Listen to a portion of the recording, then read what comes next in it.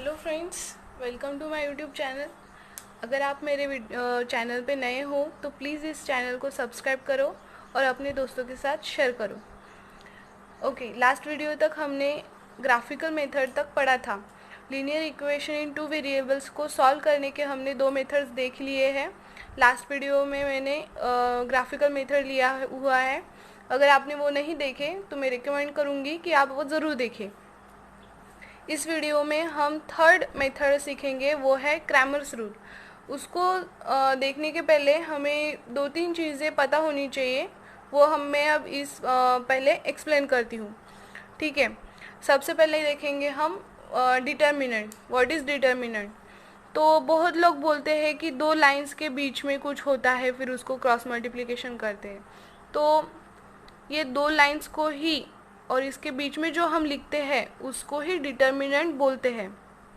मतलब यहाँ पे suppose A B C D ऐसे वैल्यूज़ दिए हैं, तो इस टोटल रिप्रेजेंटेशन को डिटर्मिनेंट बोलते हैं।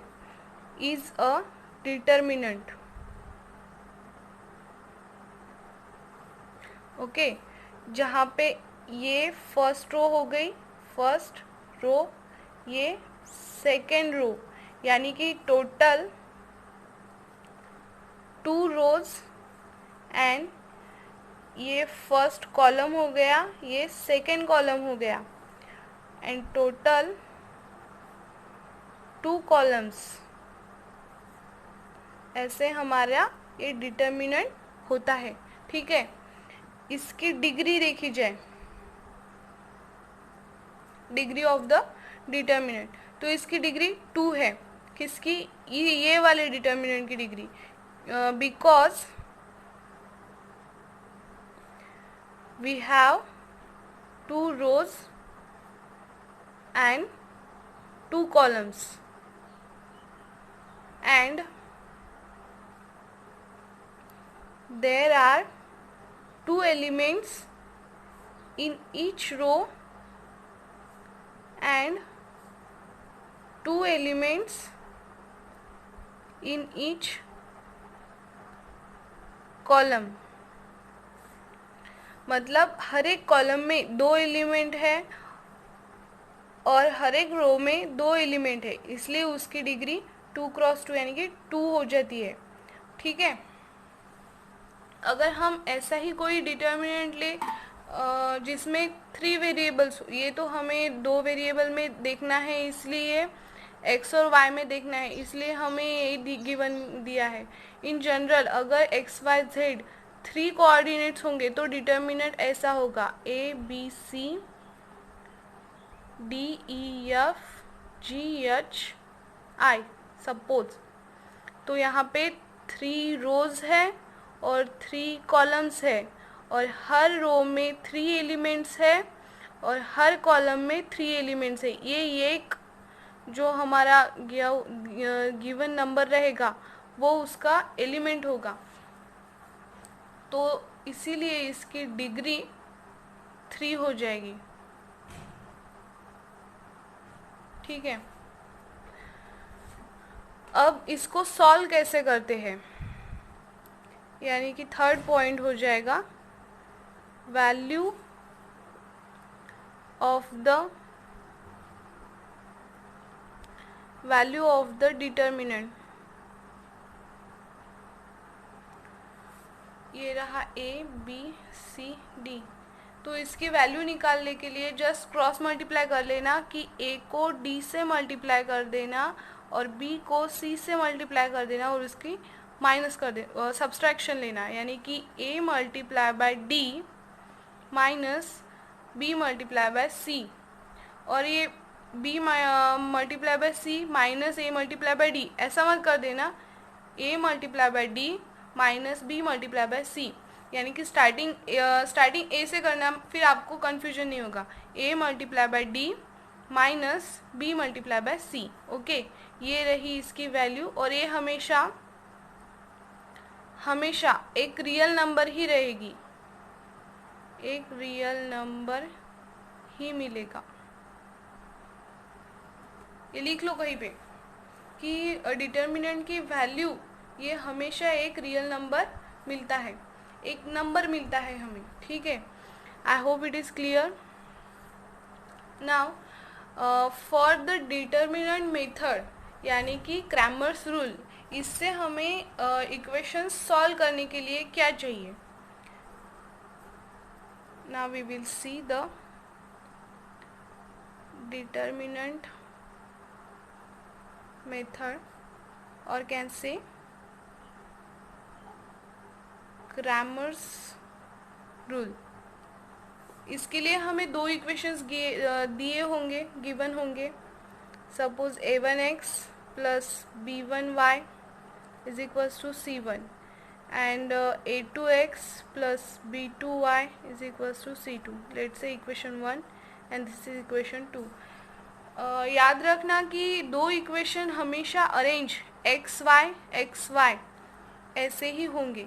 यहाँ पे here x and y are variables, ये दो वेरिएबल्स हैं, and a1 b1 c1 and a2 b2 c2 are all coefficients that is real numbers जो कि दिए होंगे। तो क्रैमर्स रूल फाइंड करने के लिए सबसे पहले d, मैं बताती हूँ ये क्या है। d dx एंड dy, ये तीन वैल्यू निकाल लेना, d dx और dy। और फिर नेक्स्ट मेथड में, नेक्स्ट स्टेप में x की वैल्यू हमें सॉल्यूशन फाइंड करना है। इन दो इक्वेशन का सॉल्यूशन फाइंड करना है, मतलब क्या फाइंड करना है, x और y की वैल्यू फाइंड करना है। तो सेकंड स्टेप में x की वैल्यू फाइंड करने के लिए dx अपॉन d, मतलब ये जो भी वैल्यू हमें यहाँ पे कैलकुलेट करने के बाद मिलेंगी उसको d से डिवाइड कर देना। x is equal to D X by D and y is equal to D Y by D, यानी कि dy की हमें कैलकुलेशन के बाद ये जो भी वैल्यू मिलेगी उसको इस वैल्यू से डिवाइड कर देना। तो हमें यहाँ से x मिल जाएगा, यहाँ से y मिल जाएगा, जो कि हमारा गिवन सॉल्यूशन होगा, जो भी पॉइंट यहाँ पे मिलेगा वो, ठीक है। अभी ये d क्या है, dx क्या है और dy क्या है। तो d यानी कि डिटर्मिनेंट, हम ये वाला जो अरेंजमेंट रहता है ना दो लाइंस के बीच में a b c d, यानी कि इस डिटर्मिनेंट को हम d बोलते हैं, ठीक है। यहाँ पे dx और dy मतलब वैल्यू अलग अलग है, वो चेंज है वैल्यू, इसलिए हमने उसको रिप्रेजेंट अलग नंबर से किया है, अलग नाम से किया है। यानी कि राम को श्याम नहीं बोलते, शाम को राम नहीं बोलते, वैसे ही इसको dx नहीं बोलेंगे और इसको dy नहीं बोलेंगे। ऐसे ही ये d dx और dy अलग अलग है, तो इसके अलग अलग नंबर भी होंगे। तो d को फाइंड करने के लिए, डिटर्मिनेंट d को फाइंड करने के लिए x एंड y के कोएफिशिएंट्स कलेक्ट कर लेना। इस डिटर्मिनेंट में x एंड y के कोएफिशिएंट्स लिख लेना। यहाँ फर्स्ट इक्वेशन में x के कोएफिशिएंट क्या है, ये 1, एंड सेकंड में क्या है, a2, ये रहा a2। फर्स्ट में y के क्या है, b1, तो ये रहा b1, और y क्या क्या है, b2। मतलब सीधा सीधा ये कॉलम लिख लेना a1 a2, ये कॉलम लिख लेना b1 b2। ओके, ठीक है। ये रहा d के लिए। अभी dx के लिए, और कैलकुलेशन के बाद एक ऐसा ही कोई तो भी नंबर मिलेगा, मतलब a1 multiply by a2 minus b1 multiply by a2, ठीक है। सिमिलरली यहाँ पे dx फाइंड करने के लिए अब यहाँ पे याद रखना कि हमें x की वैल्यू, मतलब dx x से रिलेटेड निकालना है, तो a1 a2 x के कोएफिशिएंट्स नहीं लिखने हैं यहाँ की, उसकी जगह ये कांस्टेंट जो दिए रहेंगे राइट हैंड साइड में c1 c2 वो लिखने हैं, और जो ये y के कोऑर्डिनेट है वो एज इट इज़ रहने देने हैं, b1 b2, ठीक है। मैं फिर से एक्सप्लेन करती हूँ कि dx फाइंड करने के लिए a1 a2 x के कोएफिशिएंट्स नहीं लिखने, उसके जगह कांस्टेंट c1 c2 ये लिखने हैं। और b1 b2 y के कोऑर्डिनेट्स वैसे रहनी है। सिमिलरली dy के लिए y है तो फिर y के कोऑर्डिनेट्स b1 b2 नहीं लिखने हैं, उसकी जगह c1 c2 लिखना है, c1 c2, और x के कोएफिशिएंट्स वैसे ही रहने देने हैं, a1 a2। फिर इसको क्रॉस मल्टीप्लिकेशन से कुछ तो भी वैल्यू मिलेगी, वो वैल्यू इस फॉर्मूले में पुट कर देना, उससे हमें एक्स वाई की कोई तो भी पॉइंट मिलेगा, वो हमारा रिक्वायर्ड सॉल्यूशन हो जाएगा। बहुत इजी ये है, बहुत ही ज़्यादा इजी है। चलो मैं फॉर एग्जांपल के लिए एक एग्जांपल ले लेती हूँ।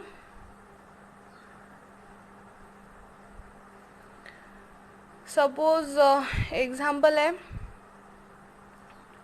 5x plus 3y is equals to -11 and 2x plus 4y is equals to -10.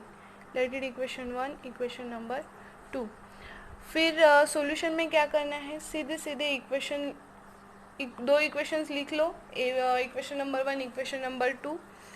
फिर dx एंड dy इनको कैलकुलेट कर लो। तो d को कैलकुलेट करने के लिए हमने देखा था कि x के कोएफिशिएंट और y के कोएफिशिएंट्स लिख लेना, दैट इज़ 5 2 एंड y के 3 4। इसका फिर डिटर्मिनेंट सॉल्व कर लो क्रॉस मल्टीप्लिकेशन करके, that is 5 multiply by 4 5 multiply by 4 minus 3 multiply by 2, तो ये कितने हो जाएंगे 20 माइनस 6, ये हो जाएगा 14। ठीक है, तो d की वैल्यू हमें मिल गई 14। ओके मैं यहाँ पे लिख लेती हूँ d इज इक्वल टू 14। अभी dx फाइंड करना है, तो dx फाइंड करने के लिए x है तो x के कोएफिशिएंट नहीं लिखने, उसकी जगह कांस्टेंट लिखने हैं। तो कांस्टेंट क्या है -11 -10, और y के कोएफिशिएंट लिखने हैं 3 और 4। इसका डिटर्मिनेंट सॉल्व कर लो, तो ये हो जाएगा -11 multiply by 4 minus 3 multiply by -10, that is 3 multiply by -10, ये हो जाएगा -44 माइनस ये हो जाएगा -30। यहाँ पे माइनस और प्लस का बहुत ज़्यादा ख्याल रखना, क्योंकि यहाँ पे सिर्फ और सिर्फ सॉरी माइनस प्लस में ही गड़बड़ होती है और कहीं पे नहीं होती, तो माइनस प्लस का बहुत ज़्यादा ध्यान रखना। तो ये हो जाएगा -44 minus multiply by minus plus 30 हो जाएगा -14। ठीक है, मैं यहाँ लिख लेती हूँ, हमें मिल गया dx is equals to -14। Similarly dy calculate करना है। dy कैलकुलेट करने के लिए y के कोएफिशिएंट नहीं लेने हैं, उसकी जगह कांस्टेंट लेने हैं। तो ये हो गए -11 -10 और x के कोएफिशिएंट 5 2, सॉरी ये मैंने गलती कर दी, dy is equals to y के कोएफिशिएंट नहीं लेने हैं, तो ये यहाँ पे लिखे जाएंगे, और x के कोएफिशिएंट 5 2 ये यहाँ पे लिखे जाएंगे। सो ध्यान रखना, आपको समझ में आए इसलिए मैंने किया कि ये यहाँ पे नहीं लिखना है, जो y के जगह है वहीं पे लिखना है। यहाँ से आपको बहुत आसान हो जाएगा कि y की जगह कांस्टेंट लिखना है dy में, और dx में x की जगह कांस्टेंट लिखना है dx के लिए। ठीक है, फिर इसको सॉल्व कर देंगे। 5 multiply by -10 minus 2 multiply by -11, तो ये मिल जाएगा -50 -22 -50 प्लस 22 इज इक्वल्स टू -28। तो यहाँ पे मिल गया dy इज इक्वल्स टू -28। अभी फॉर्मूला क्या था हमारे पास, x is equals to dx upon d and y is equals to dy upon d। तो जो हमने वैल्यूज़ फाइंड की हुई है, dx इज इक्वल्स टू -14 और d की वैल्यू 14, वो पुट कर देना। And y is equals to dy is equals to -28 and d is equals to 14। तो x की वैल्यू मिल जाएगी -1 एंड y की वैल्यू मिल जाएगी -2। तो हमारा सॉल्यूशन यहाँ पे हो जाएगा xy is equals to -1 -2 is the required solution of the given system of equation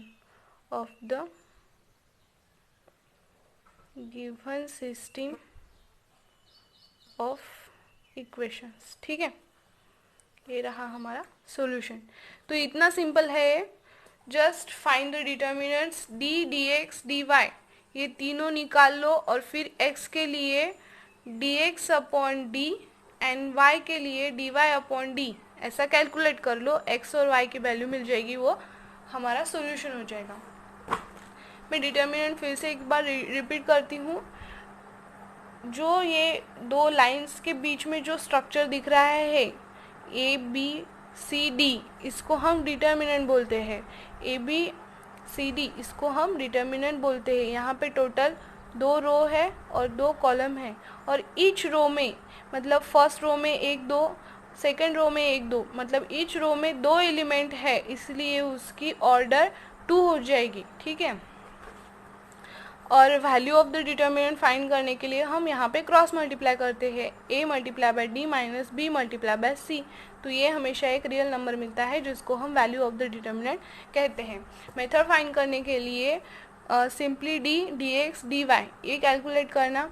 एक dx कैलकुलेट करते समय a के कोएफिशिएंट की जगह कांस्टेंट ले लेना, और dy कैलकुलेट करते समय y के कोएफिशिएंट्स की जगह कांस्टेंट ले लेना। और x और y फाइंड करने के लिए x is equal to D X upon D and y find करने के लिए dy अपॉन डी, ऐसा फॉर्मूला यूज़ करना। ये हमेशा रिमेंबर करना, ये हमेशा याद रखना, ये फॉर्मूला है, रिमेंबर ऑलवेज। ओके, और फिर हमें यहाँ से एक्स वाई की कोई तो भी वैल्यू मिल जाएगी जो हमारा रिक्वायर्ड सॉल्यूशन हो गया। ठीक है, आई होप ये आपको समझ में आ गया होगा। अगर आपको कुछ समझ में नहीं आया तो प्लीज़ कमेंट में डाल दीजिए, मैं उसका आंसर ज़रूर दूंगी। अगर आपको मेरा वीडियो अच्छा लगे तो लाइक शेयर और कमेंट ज़रूर करना, सब्सक्राइब ज़रूर करना और अपने दोस्तों के साथ शेयर करना। ठीक है, थैंक यू फॉर वॉचिंग।